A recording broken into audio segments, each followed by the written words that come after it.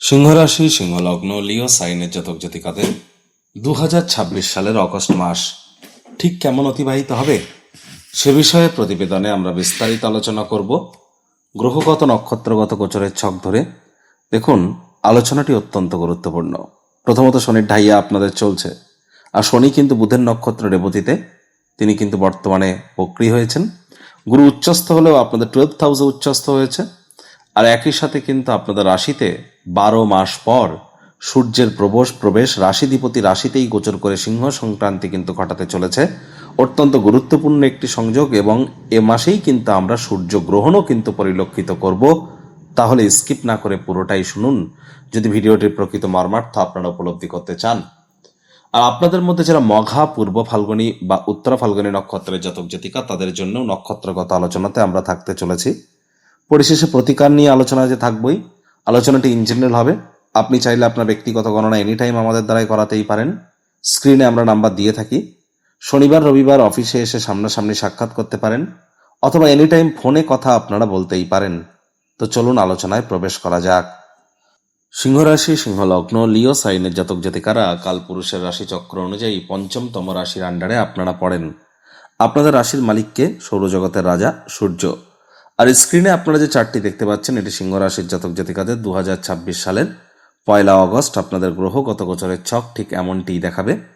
First house আপনাদের 5 লেখা থাকলেও কেতু বসে থাকলেও গুলিয়ে ফেলবেন না, এটি ফার্স্ট হাউস। আর শুক্র আপনাদের পরিবার, বাণী, অর্থের ভাবে। পার্টনারশিপের হাউস রাহু। শনি আপনাদের অষ্টম ভাবে যেখানে 12 লেখা। মঙ্গল আপনাদের সুখভাবে গোচর করছে। বুধ আপনাদের লাভ ভাবে। সূর্য গুরুর সংযোগ থাকছে আপনাদের মোক্ষের ভাব, ব্যয়ের ভাবে। প্রথমত 2 তারিখ কিন্তু রাহু নক্ষত্রগত গোচর করে শতবিশা থেকে মঙ্গলের নক্ষত্র ধনিষ্ঠাতে গোচর করে যাবে। শনি রেবতী নক্ষত্রে বক্রী হয়েছে।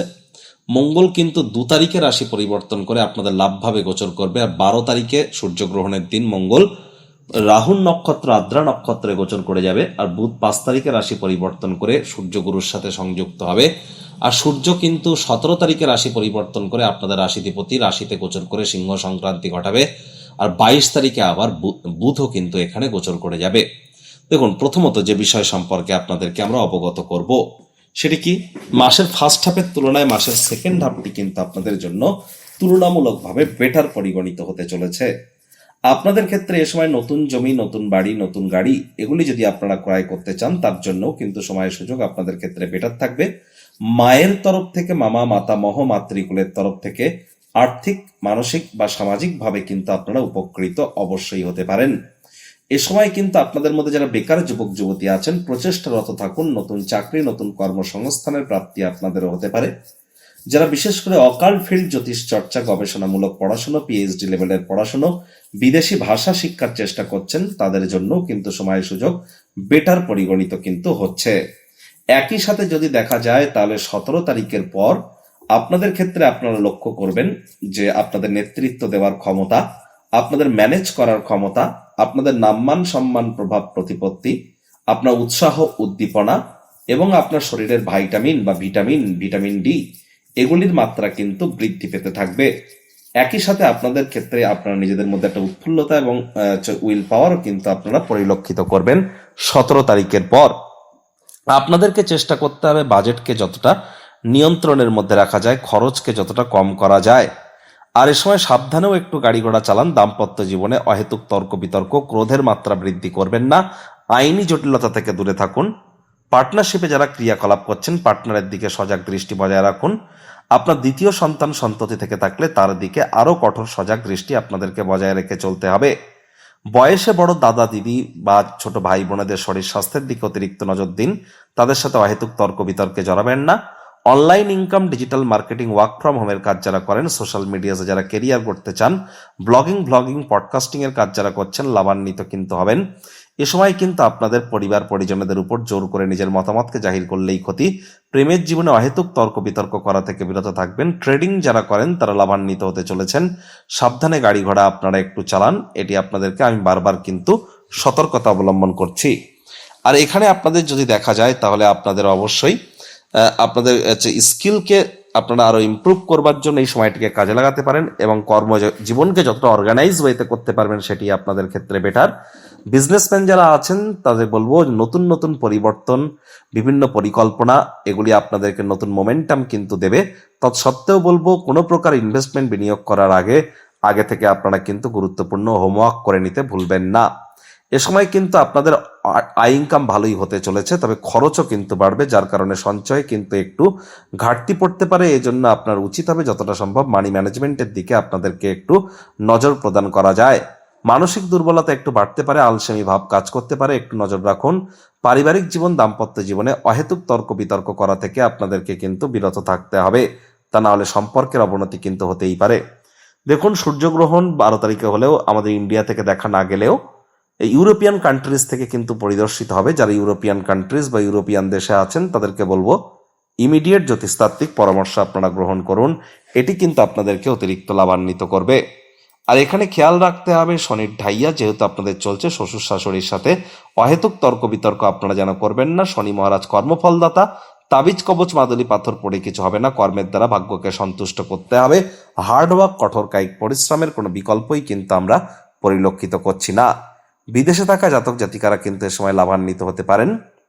এখানে দেখুন, আপনাদের মধ্যে মঘা নক্ষত্রের জাতক জাতিকাদের ক্ষেত্রে 17 তারিখের পরের সময়টি কিন্তু দুর্দান্ত। 17 তারিখের পর প্রভাব, প্রতিপত্তি, খ্যাতি, মানসিক ঊর্জা সবই কিন্তু আপনাদের ক্ষেত্রে বৃদ্ধি পাবে। সরকারি চাকরিজীবী, রাজনীতিবিদ, নেতা মন্ত্রী, সরকার পক্ষ, শাসক দল, বিরোধী পক্ষে যারা আছেন, প্রাইভেট সেক্টরে অ্যাডমিনিস্ট্রেটিভ লেভেলে কাজ করেন, 17 তারিখের পর প্রত্যেকের সময়টি কিন্তু আমরা দুর্দান্ত পরিলক্ষিত করব। ইভেন কিন্তু উত্তর ফাল্গুনী নক্ষত্রের জাতক জাতিকাদের ক্ষেত্রেও অনেকটি সেম। উত্তর ফাল্গুনী নক্ষত্রের জাতক জাতিকাদের কোনো প্রকার লটারি, সাট্টা, জুয়া, নেশা ভাঙ করা থেকে বিরত থাকতে হবে। আদারওয়াইজ এ সময় আপনাদের প্রভাব, প্রতিপত্তি, আপনাদের খ্যাতি এগুলি কিন্তু বাড়বে। পরাক্রম আপনাদের বৃদ্ধি পাবে, সাহস বাড়বে, উদ্দীপনা বৃদ্ধি পাবে, আপনাদের নেতৃত্ব দেওয়ার ক্ষমতাও কিন্তু বাড়তে চলেছে। পূর্ব ফাল্গুনী নক্ষত্রের জাতক জাতিকাদের ক্ষেত্রে রোমান্টিক মুডে আপনারা কিন্তু থাকতে চলেছেন, তবে কোনো লাক্সারি আইটেম ক্রয় করা থেকে এ সময় আপনারা বিরত থাকুন। পারিবারিক দায়িত্বগুলি পালন করুন, শব্দ চয়নের দিকে একটু আপনারা নজর প্রদান করবার চেষ্টা করুন, এবং যতটা সম্ভব আপনাদের ক্ষেত্রে যারা অনলাইনে কাজ করছেন তাদেরকে বলবো কোনো কন্টেন্ট ক্রিয়েশনের আগে একবার রিচেক করে নিতে বলবেন না। আপনি না চাইতেও কোনো কন্ট্রোভার্সি কিন্তু ক্রিয়েট হয়েই যেতে পারে। একটু সচেতনতা আপনারা এখানে অবলম্বন করে চলার চেষ্টা করুন।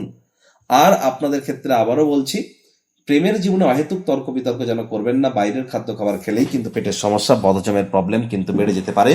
দীর্ঘদিন ধরে যারা লোন বা ঋণের জন্য খাটাখাটনি করছিলেন, ভাগ্যবান প্রমাণিত কিন্তু আপনারা হতেই পারেন। দূরবর্তী স্থানে যাত্রা বা ভ্রমণ করবার আগে আপনার প্রয়োজনীয় ডকুমেন্টস, নথিপত্র নিজের সঙ্গে পেয়েছেন কিনা একবার খতিয়ে দেখে নিতে যেন ভুলবেন না। প্রতিকার স্বরূপ আলোচনা করতে গিয়ে আপনাদেরকে বলবো, স্ক্রিনে আপনারা দেখতে পাচ্ছেন বৃহস্পতির বীজ মন্ত্র ওম গ্রাং গ্রিং রং সাগুরাবে নামা। সকাল, দুপুর, সন্ধ্যা 3 বেলায় আপনারা জপ করুন।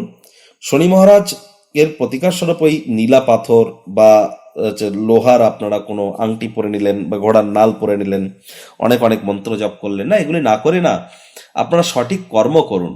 শনি মহারাজ কর্মফলদাতা, তাবিজ কবচ মাদুলি না পরে কর্মের সময় কর্ম এবং সঠিক ক্ষেত্রে সঠিক কর্ম, সমাজসেবা, দান ধ্যান, ধর্মীয় ক্রিয়াকলাপে অংশগ্রহণ করা, বয়োজ্যেষ্ঠ এবং শ্রমিক সম্প্রদায়দেরকে সেবা করুন। বাসি খাদ্য খাবার খাবেন না, হাইজিন মেনটেন করুন, সময়ের কাজ সময়ে করুন। এগুলি করলে কিন্তু আপনারা অতিরিক্ত লাভান্বিত হবেন। যাদের অতিরিক্ত মাথার চুল পড়ছে, সময়ের কাজ সময়ে করতে পারছেন না, ত্বক শুষ্ক প্রকৃতির হয়ে যাচ্ছে, বুঝতে হবে জন্মছক নেটাল চাটে শনি দুর্বল অবস্থানে আছে, তাহলে ইমিডিয়েট জ্যোতিষতাত্ত্বিক পরামর্শ আপনারা গ্রহণ করুন। বন্ধুরা, প্রতিবেদনটি আপনাদের ঠিক কেমন লাগলো, আপনাদের সুচিন্তিত মতামত আশা করি আপনারা নিচের কমেন্ট বক্সে লিখে জানাবেন। ভালো লাগলে একটি লাইক করতে ভুলবেন না। এই আশা রেখে আমি আমার বাণীকে এখানেই বিরাম প্রদান করছি। সংসারে অশান্তি, প্রেমে বাধা বা বিবাহে অনিশ্চয়তা, ব্যবসাতে ক্ষতি বা চাকরিতে ডামাডোল, অসুস্থতা, দুঃখ, দারিদ্রতা থেকে কিছুতেই রেহাই মিলছে না, পরীক্ষায় ফেল, তাহলে আর দেরি কেন? জীবনের যাবতীয় সমস্যার সমাধান করব আমরা।